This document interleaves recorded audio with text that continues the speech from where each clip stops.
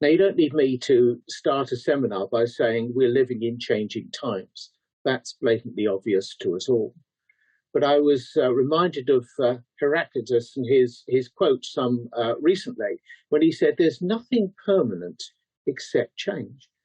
We live in a changing world. The changing requirements of charity activity overseas, not only in the opportunities we have there, but also in the way in which we do our charitable activity, are changing. So we need to keep a firm eye on changing legislation, changing cultural traditions, and changing requirements as they affect us as we work in charity activity overseas. Another risk is the area I called turf wars. Locally vested interests may come against the charitable work you are doing and decide they would like a slice of the action of what you're doing. You may pull a grant from a major funder here in the UK or major grant making funder to go overseas.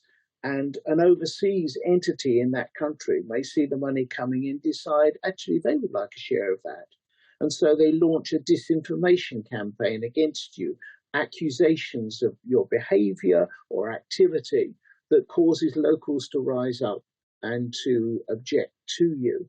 All the time they have their mind of closing you down and getting their hands on that resource you have brought in. The word now on work permits, visas and consents as we consider sending our staff overseas. The question of visas, it's really important to do some research beforehand, to speak perhaps to other NGOs working in that country, to find out how they got their visas, to check the government websites, etc., as well as research the local needs for health obligations, ID cards, etc. But working overseas in many countries involves getting a specific work permit in addition to the visa itself.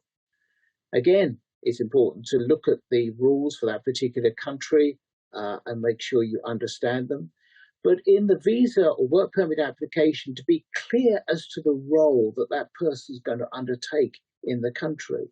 It needs to be specific. It needs to cover exactly what they're going to do and be demonstrable as being able to be done by the candidate concerned.